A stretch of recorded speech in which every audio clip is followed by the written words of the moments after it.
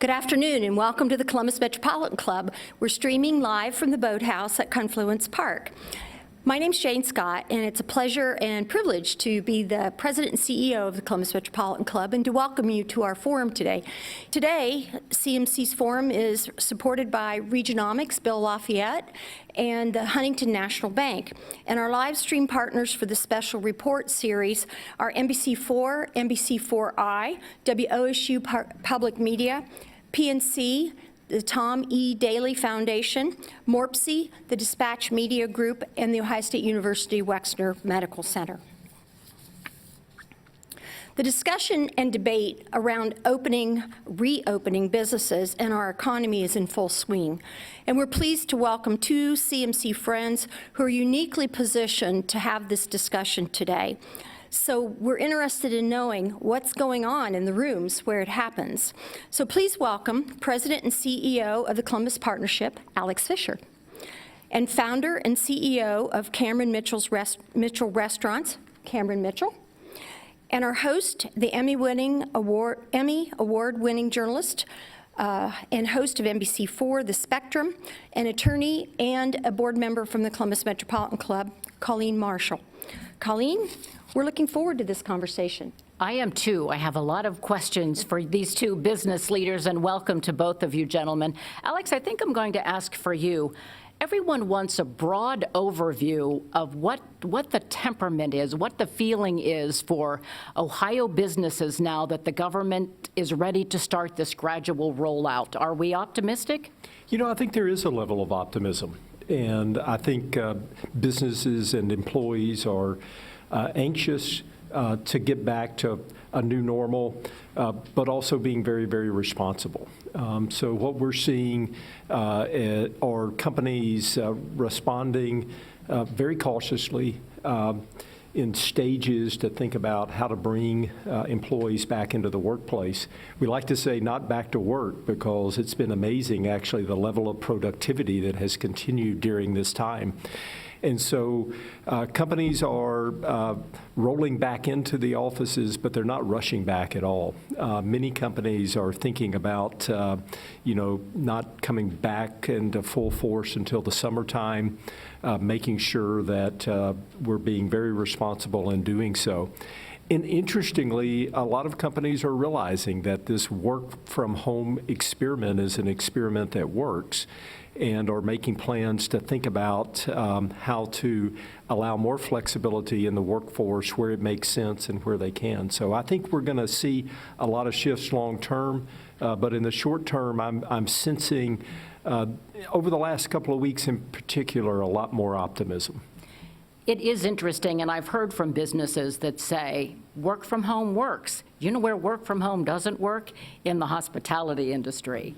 And Cameron Mitchell, I am sure you are seeing, you were one of the restaurant owners who made the decision fairly early on that we have to shut down. This has to be a shutdown.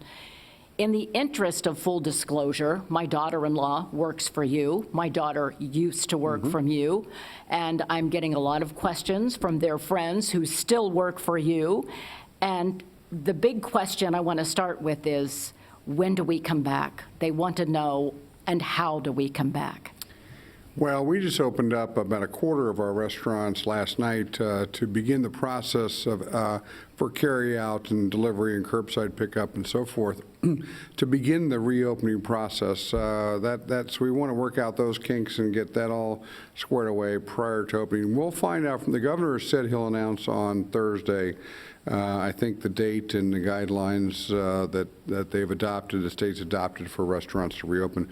And we think that's going to be 2 weeks from today, somewhere in that ballpark. It's going to be sooner than later, we know that, and we're anxious to get going. And we think it'll probably be at 50% seating capacity, but those rules are yet to be defined for us, but we'll adapt to whatever we have. But we're anxious to get back to work and anxious to get our restaurants back open, obviously.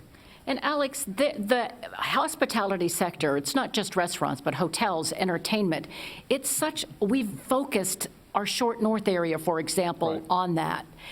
What sectors are you seeing are going to have the greatest problem getting back up to speed and getting the economy churning again? Look, very few are immune from this, incredible challenge, unprecedented in society across the world in anybody's lifetime.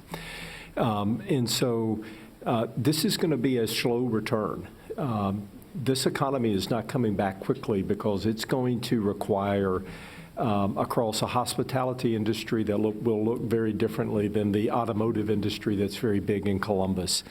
Our healthcare systems, clearly have been operating, but operating in different ways and at different levels. Our retailers, and Columbus is a big headquartered operation for retail companies, are coming back at different paces. And so what we're going to see are different stages and threading of different companies coming back into the economy.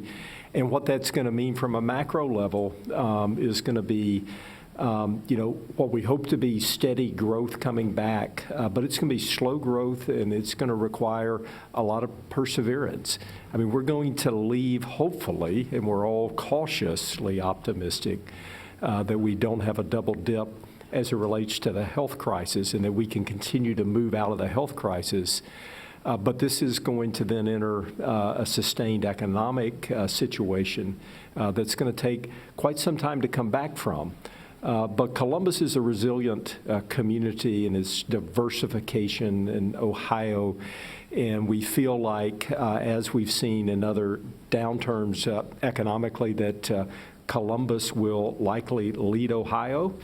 We have a special responsibility from that standpoint, and the diversity of our economy will help us come back quicker than many others. There is talk of a possible massive recession out of all of this, and we are seeing some local businesses saying, we're not just furloughing, we are now in the position that we need to permanently eliminate positions. The Columbus Zoo did it just earlier this week. 30 positions gone permanently, some of them executive positions, a number of them. Do you anticipate that we're going to see downsizing and therefore an even greater impact on the economy? Well, look, we're seeing it now. The reality is statewide, we're pushing nearly 20% unemployment. I think the numbers that haven't come out yet this week, but have been pushing 18%. Here in the Columbus region and for Franklin County, it's 12.5% unemployment. And we also know that those numbers don't hit everybody the same. I mean, we have real disparity between rural and urban areas. We've got some rural counties in central Ohio that are now pushing 30% unemployment with manufacturing declines. And we know the African American communities are being hit especially hard. And so this is going to be a very complicated and severe economic situation to come out of. Which is one of the ways we think about it. What I see are leaders thinking about the very short term. What's it mean to get out of this health crisis? They're thinking about the midterm. How are we going to do everything we can to be back to some semblance of normal into the summer time frame for the rest of the year? But increasingly, we're also looking across the long term to say, what's it going to take to rebuild and recover? How are we going to get back to a growth agenda in Columbus? And it's against all three of those timescales that I'm seeing leaders in both public and private sector looking at and making plans for. You know, Cameron, one of the questions that I got from friends of the children is that right now, let's say a waitress who works for Cameron Mitchell Restaurants is on unemployment. You have generously covered their health care through June. They got some bonuses out of the program that you had for the Employee Foundation. They're also getting unemployment and that $600 a week bonus from the federal government. If they go back to work at a downsized capacity with limited number of people in the restaurant, there's a chance they're going to be making far less money when they go back to work. Are you concerned about that? What's the incentive to come back to work? Yeah, it's a great question, Colleen. We're definitely facing that today. I know a number of other businesses are also. People are making more money staying home than they are coming back to work. But that window, provided the $600 from the government does indeed run out on July 25th, that window will begin to close.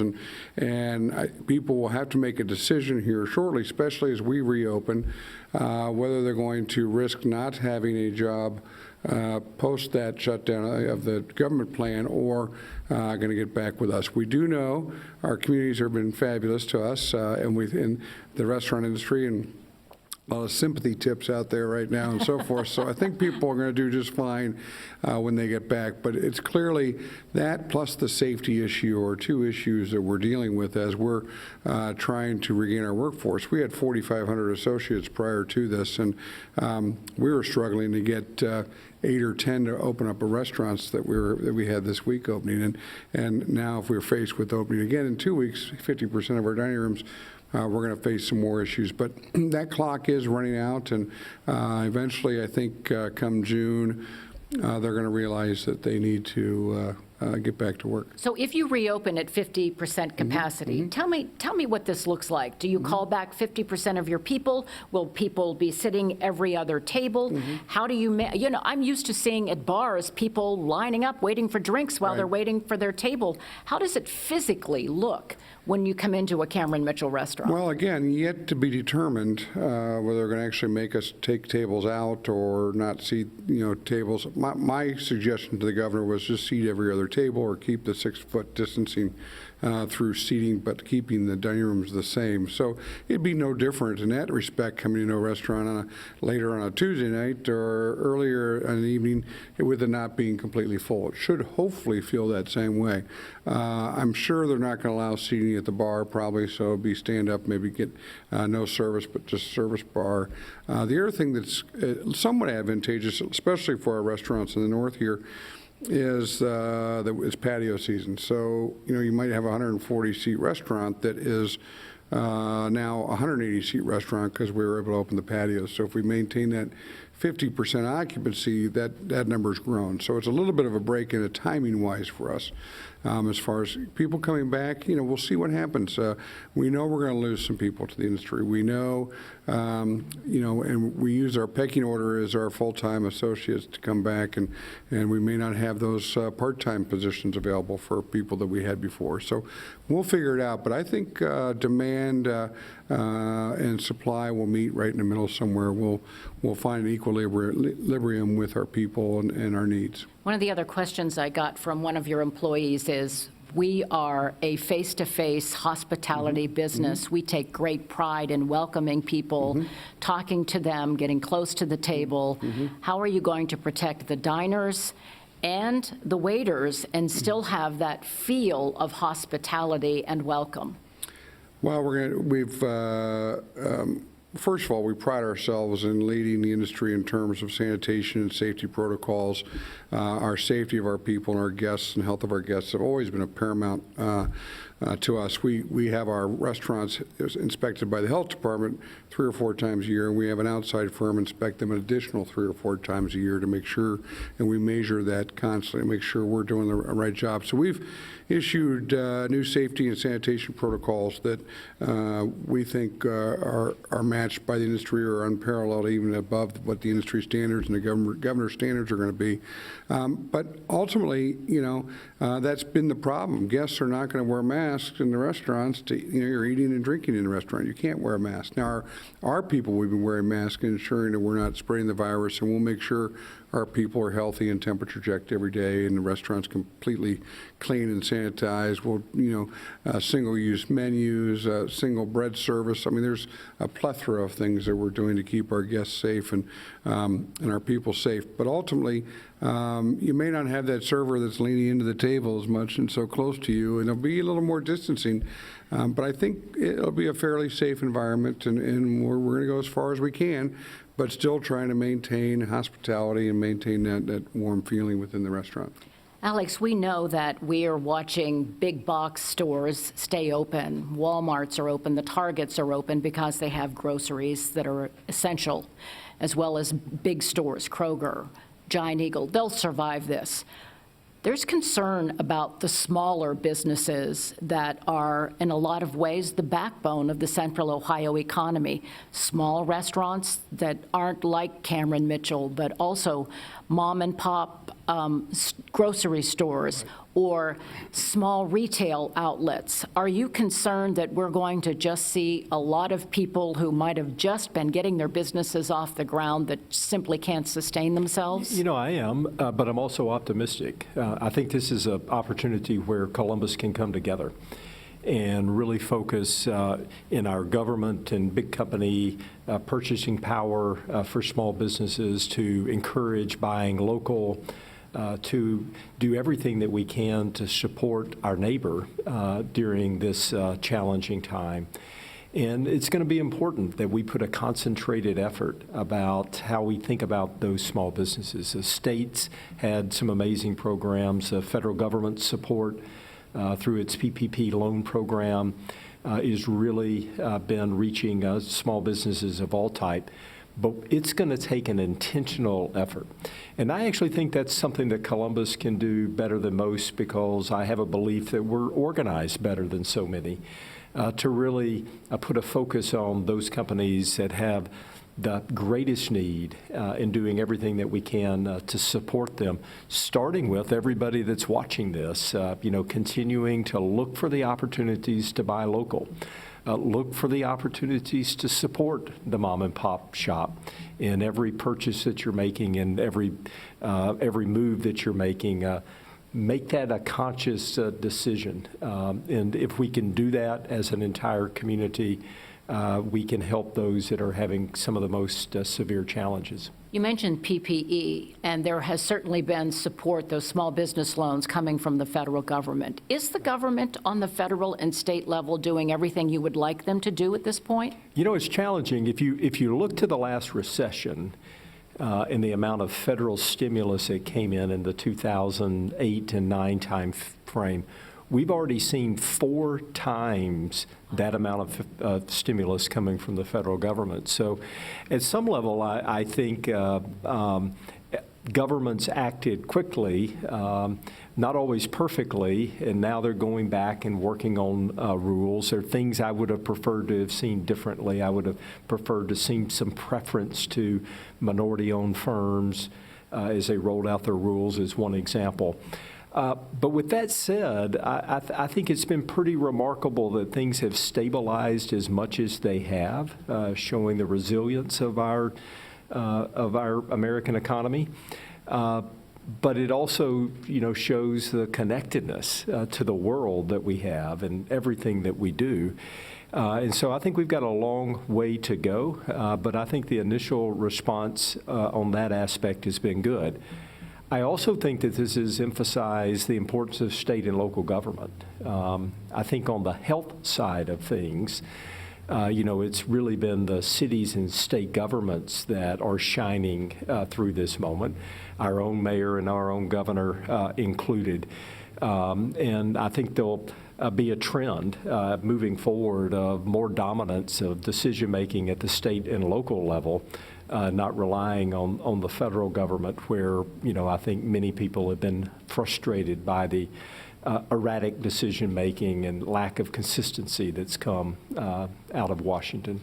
People have been frustrated and confused. Who do you believe? Now there are all these conspiracy theorists all over the internet that hospitals are lying about who's dying and what the cause of death was or what the source is of the virus. A lot of the recovery is going to be wrapped around the psyche, so people being confident in coming back. We surveyed Columbus Partnership employees of partnership companies, and had 10,000 employees. And there was a common trend that you ask them, who do they trust? They trusted their local news, not the national news. They trusted their mayor and their governor. They trusted their CEOs and their bosses for information. I think it does get to the psyche. I think this psyche of coming back is really important. Every one of our CEOs, first and foremost, is worried about their employees' safety and health, not about their finances of the company. And they're worried about their mental health and their family health. in terms of how everybody navigates this. And it's not going to be, as the governor says, as simple as flipping a light switch. This is going to be a dimmer switch, and people are going to have to get accustomed to feeling comfortable, not only comfortable in their physical safety, but just in the emotions that go with, this very unusual time that we've had to live through. One of the questions that I got from a bartender is, we are in a social business. We are social people. We talk all of the time.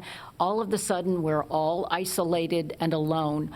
Cameron, they want to know, are you worried about the psychological well-being of the people who work for you?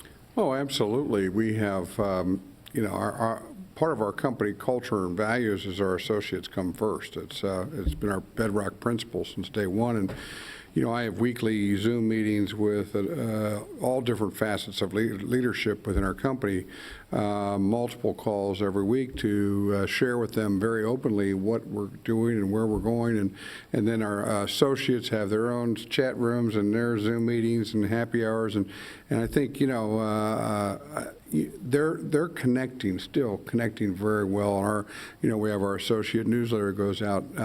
Our culture and values has been alive and well through this whole thing. And a lot of people thought that might go out the window, but in actuality, that's where it's even been strengthened. So I think people, they are social animals and they want to get back. And I think people realize today, this has got to end. We cannot stay home for much longer. I know my wife is the same way. Everybody's feeling that pressure to get out but do it safely. And so I think it's going to come together here, but it's going to take, as Alex said, a long haul. We look at it exactly the same way, the short term, midterm, and long term. And short term was survival and to get open, and we're working through that process. Second term is really to evaluate where we are and our profitability and hopefully have some sense of profitability. And the third is just to stay. We think this is going to be all the way through 21, and it's going to be a long time recovery, and we want to just stay viable through that time. So it's going to be challenging. It's also going to be a challenge to get people confident enough. Everyone says, I want to get out. I'm so tired of being in the house. But some polls show they're afraid to go into a restaurant. How do you market against that fear and make people realize we're going to keep you safe if you come into a restaurant? Yeah, I don't know that we can market against that fear. We will do everything we can all through our website and our front doors and everything in the evidence that people will see while they're in our restaurants, our care and concern we're taking. But ultimately, it's going to be their decision. And ultimately, as the public becomes more and more comfortable, that's when our dining rooms will grow and people will be more and more comfortable going out. So to a certain extent, that's out of our control. But we'll do whatever we can to make sure our public and our guests feel safe within our restaurants. And on that topic of marketing, Alex, we're seeing all of these television commercials with sad piano music and messages of togetherness and companies trying to find a new way to present themselves to the public that we're with you, we're going through this with you.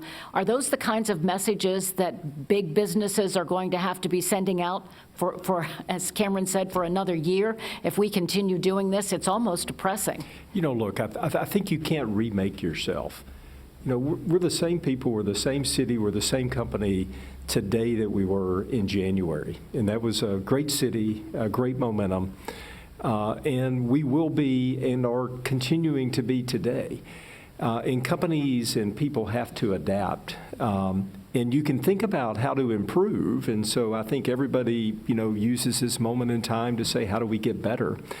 There's a saying of, let's get back to the new normal. I actually hope we get back to a better new normal, because I think through this process there's a lot of things that we as a community can address and deal with more aggressively. But fundamentally, I don't think we change who we are. I don't think companies change. We have great employers who, were putting the safety of their employees first in January, and they're continuing to do that now. Cameron's statement of philosophies in his business and how they operate didn't magically change overnight as a part of this. At some level, what we're doing is having a gut check and going back to the foundational bedrocks of what built our companies, what built our communities, what built this great city and state. if we'll stay grounded to those fundamentals, is what will guide us through this and allow us actually to get better in the process. Are we? I would go ahead. add one more thing, Colleen, that to a certain extent, I feel more connected now than ever. Through this whole thing, the amount of letters we've received from our associates and our guests, and the support and the texts and emails and all the camaraderie I've had with my fellow restaurateurs around the state as advocating for our industry and with our national restaurateurs and connectivity to our government and to our congressional leaders and all through this. So I think that's, I've learned a long time there's silver linings and everything, and I think, yes, we may not have that physical connectivity, but I sure think we have some spiritual connectivity. It's whether it's even just walking down the street in your neighborhood. You say hi to every single person that walks by now, where that may not have happened before this. So I think there's a lot of positive that will come out of this at the end of the day. And I think we've seen the same in the corporate community. Cameron and I were on a video chat last night with 60 fellow CEO leaders around Columbus, sharing best practices, talking about what one another are doing, learning from each other. And that's what we have always done day in and day out. It's been more intense. It's been more frequent. It's been more intentional. And candidly, I'd say it's been more genuine. Yeah. But it's more genuine because it's built on a foundation of trust that we all have with one another. I think the same holds true with our mayor and with our governor. None of us would agree with every single decision that they've made, but don't we all agree that Columbus and Ohio have shown very proudly during this crisis compared to a lot of other places? And I think that those are, foundational bedrocks that we have to keep reaching back to, building on trust, building on collaboration, always learning from one another, and at the end of the day, always having the resolve that we will get through this. I know CEOs around the country have taken pay cuts, have offered to have management level pay reductions, trying to hold on to the employees and give them the support that they need. Are we seeing a lot of that in Ohio? Are there pay cuts? Are there employees being asked to take cuts? I don't know, number one, I don't know a company in Columbus whose executives, both their CEOs and their senior executives, haven't taken very significant pay reductions. And they're doing everything they can at the top of the organizations to try to help the breadth of the organizations. And so dramatic cost savings, payroll reductions. Everybody is trying, the best companies that are seeing are taking the attitude, we have to do what we can do to get to the other side of this. Because at the end of the day, the best company is going to be a company that's in business and that is surviving. And so the instinct is to be in survival mode, to do everything that you can, and then to think about, how you get back into thriving mode at a later point in time. Will that be an expectation for your managers, maybe a pay reduction? Yeah, I was going to say, I think companies are handling it, and, what I've seen is a couple different flavors. Our motto is our associates come first, and so we want to bring, and particularly our home office and our managers, we want to bring all of our managers back. So instead of selectively saying, hey, we're going to eliminate a third of our workforce, or we're going to go through and grade each person, and we're going to, let the bottom third go, or whatever.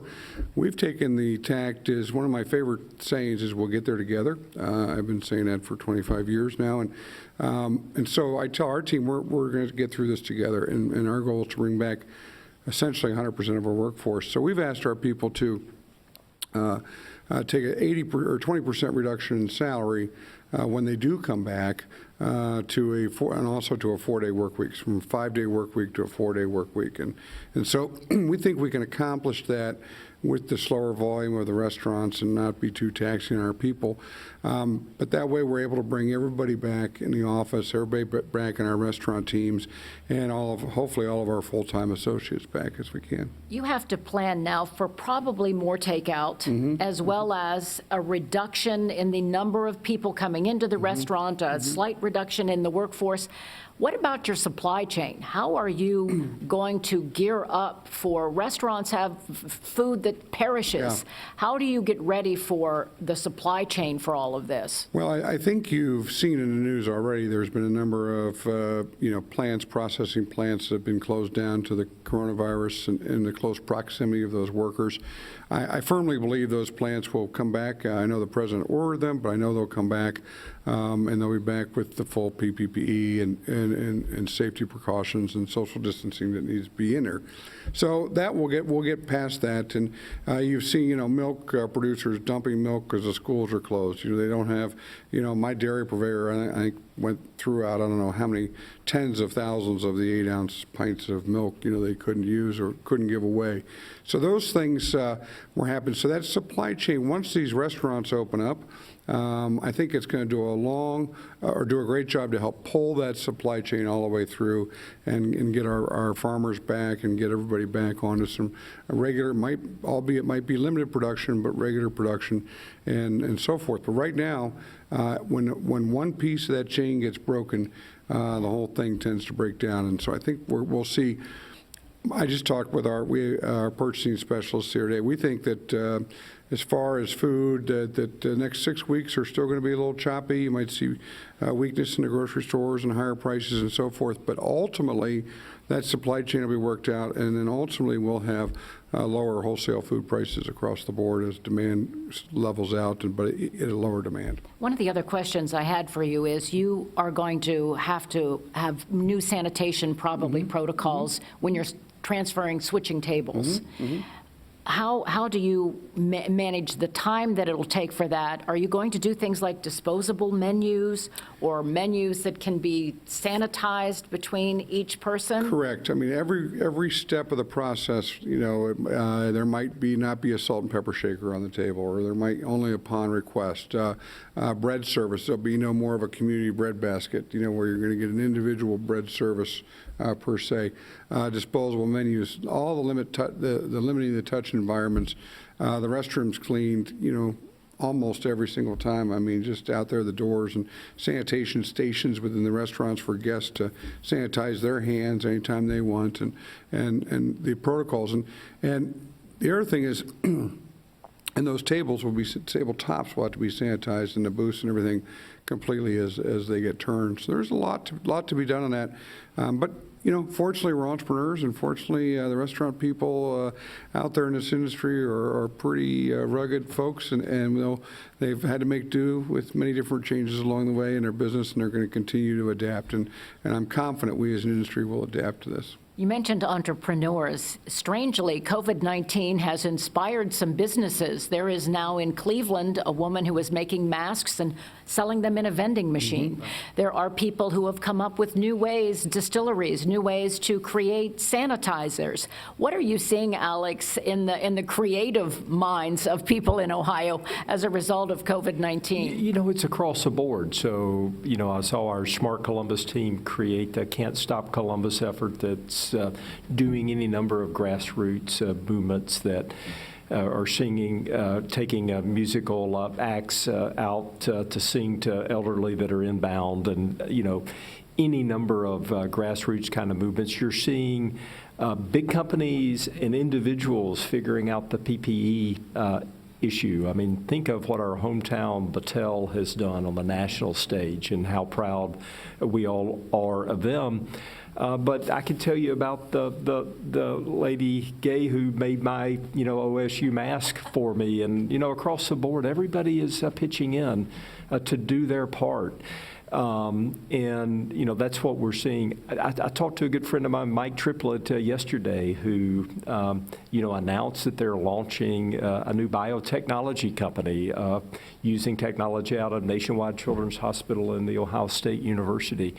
If you look back in history, these big moments in time, coming out of World War II was perhaps some of the greatest innovation that our country had ever seen.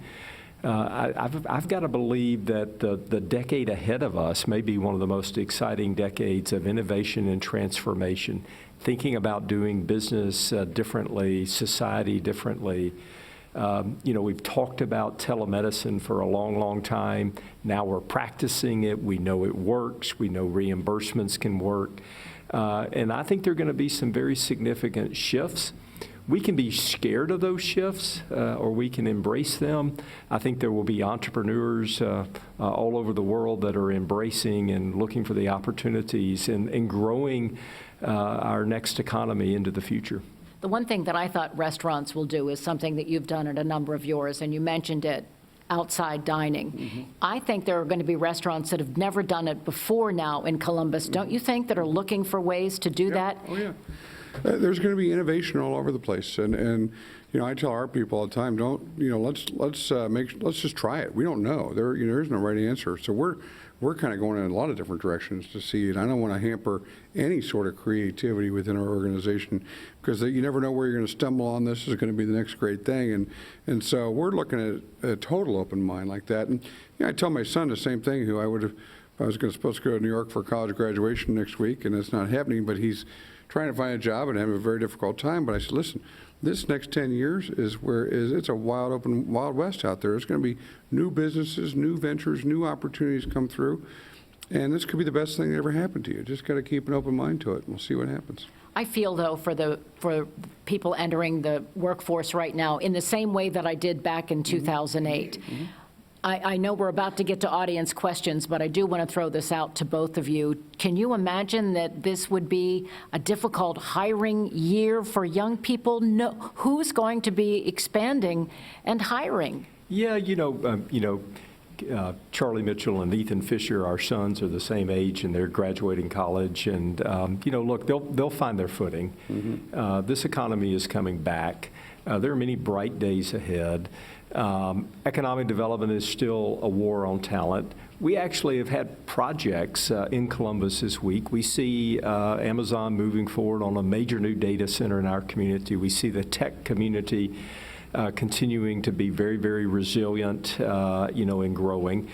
And unfortunately, there are going to be some losers through all of this, but there are also going to be some great new opportunities. And I think actually it's not Cameron or I or you, Colleen, that have the greatest future ahead of them. I think it's our kids, mm-hmm. Because they're going to be the ones that are resilient, that get through this, and that are creative to drive things forward. So, yeah, I think there are going to be some short-term challenges for everybody, but I think all of our kids have a really bright future.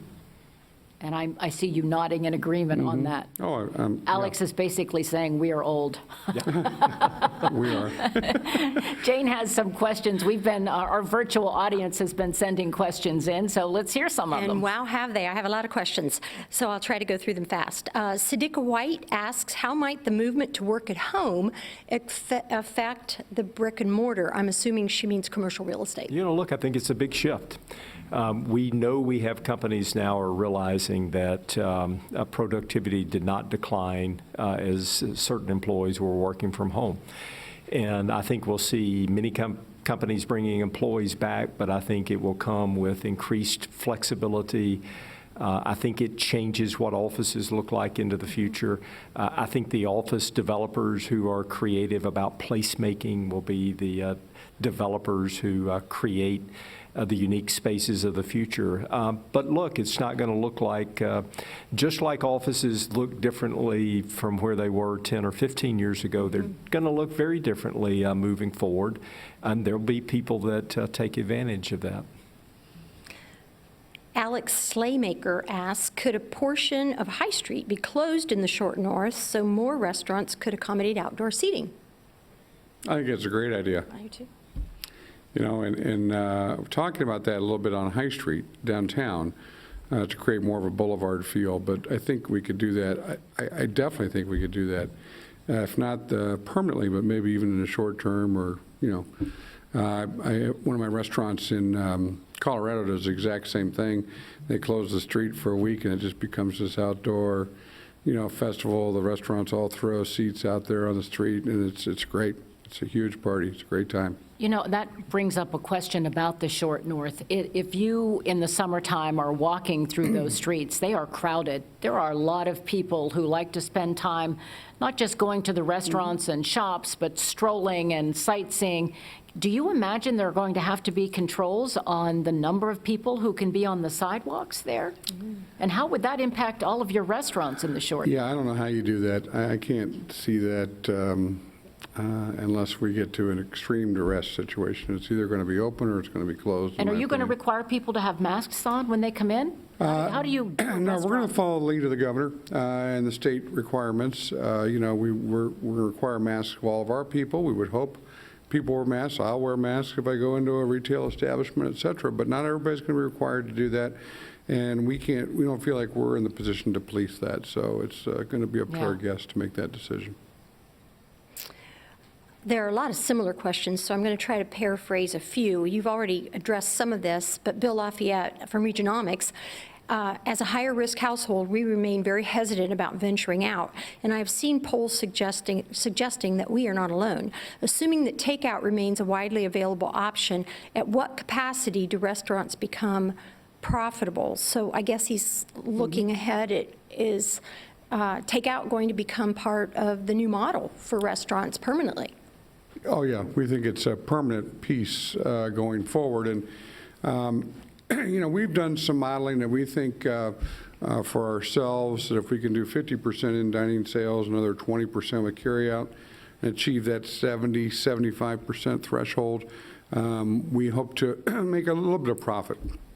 And we have to. I tell our teams, now we have to make profit, because if we don't make profit, first of all, you make loss, you can't survive. But secondly, we have bank debt to service and principal and interest payments, and we need to make a profit so we can service that debt, or we're going to find ourselves in a very difficult position downrange. So that's the kind of modeling that we think can work. But if you fall much further below that, and it's, I think then we're talking real problems for the restaurant industry as a whole.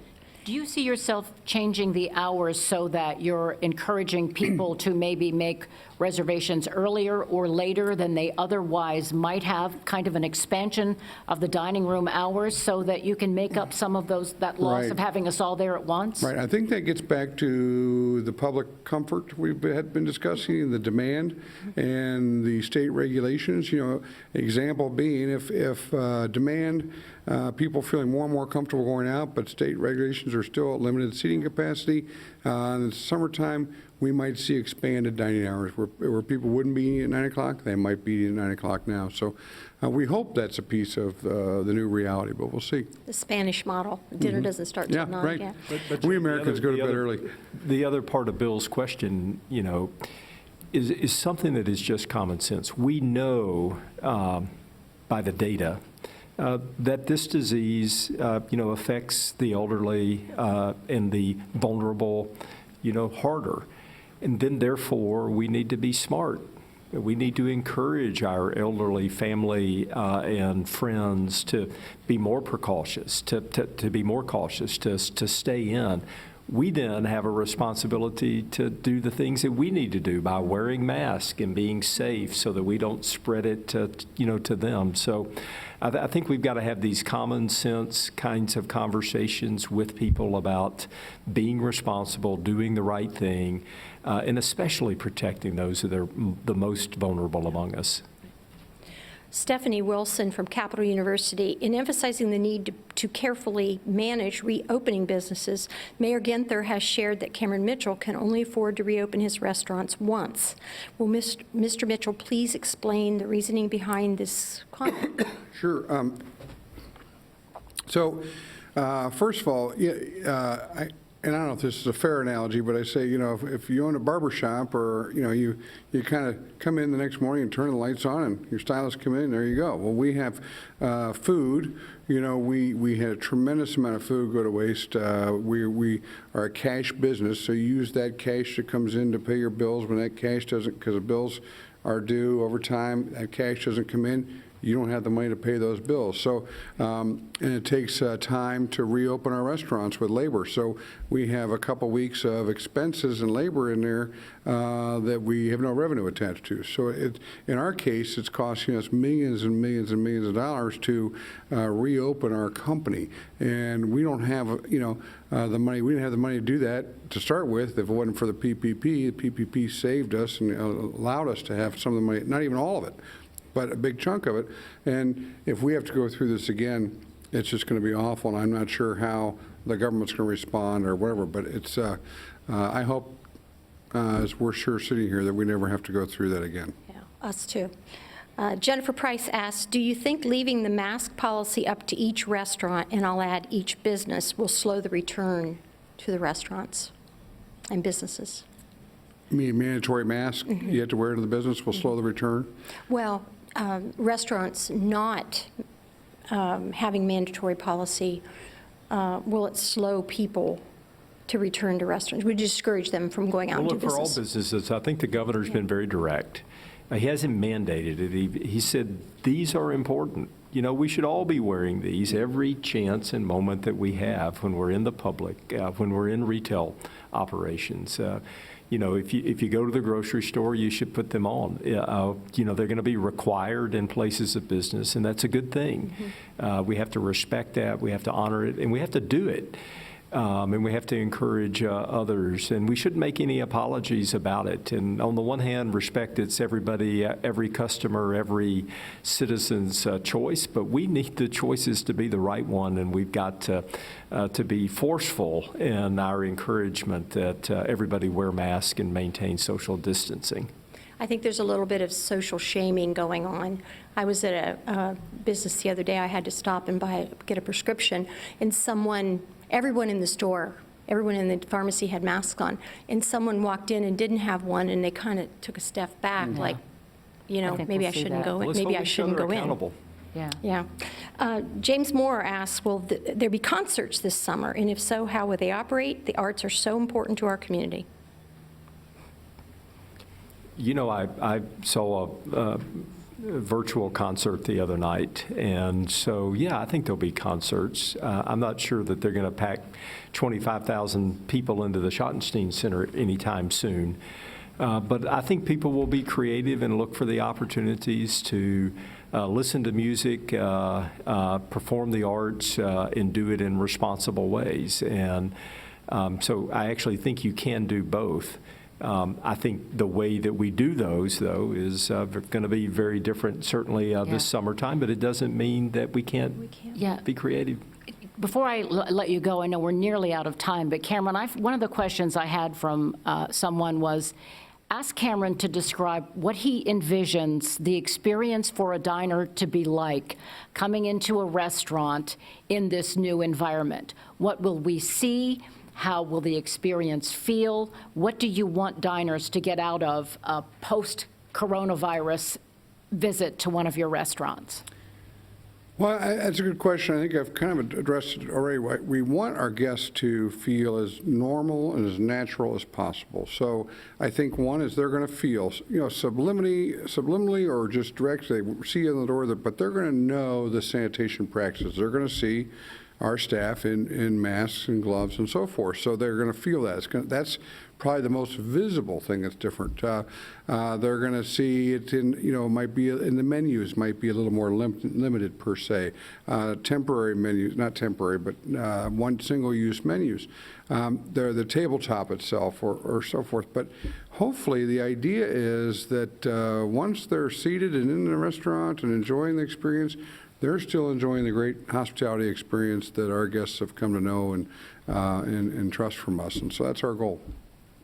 And Alex, one final question for you. What is your message to not just the CEOs and the business community, but to all of us about your vision of the economy? Well, look, over the last decade, Columbus led the country in economic growth. And this has been one of the biggest speed bumps in the world's economy in history. We will recover. And as we recover, if we're smart, if we're aggressive, if we're not afraid, but if we're responsible, we will recover. We'll recover quicker. and we'll return to the glory days of Columbus. We have all the fundamentals. We have all the reasons to believe that we can continue the great economic renaissance that we've had. And certainly, this is a challenge. How we deal with this challenge will define how quickly and robustly that we come back. And I'm very bullish on Columbus leading Ohio back to the glory days and back to a point in time in which we're leading the country in economic growth and prosperity. And if that's optimistic, you're damn right it is. I'm an optimistic person. I believe in this city. I believe in our state. And I believe in all the citizens. We're doing everything right. Let's keep doing it. We'll persevere this together. We'll stick together. And by doing so, we'll rebound very, very quickly. Thank you both. What great words come out of this forum today. Trust, collaboration, resolve. The decade could be the most transformational, perhaps, in our whole century. Steady growth, slow growth, persistence, perseverance, resilience, optimism. All great things for all of us to take home today. We look forward to seeing you next week, too, for our forum, Nonprofits, Frontline Response, where we'll be featuring Lisa Cordes, President and CEO of the United Way of Central Ohio, and Chuck Gehring, who's President and CEO of Life Care Alliance. Today, we're grateful for the support from Regionomics and Huntington National Bank, and for our live stream partners this week and for the weeks in the past and the weeks to come, NBC4, NBC4I, WSU Public Media, PNC, Tommy Daly Foundation, MORPSI, the Dispatch Media Group, and Ohio State University Wexner Medical Center.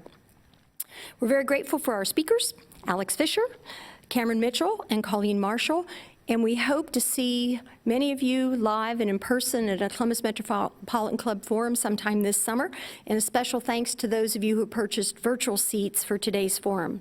We're very, very grateful. We all pray that we all come through this great and that our economy and our community will rebound as we've heard today. In the meantime, be well, stay safe, and we look forward to seeing you again.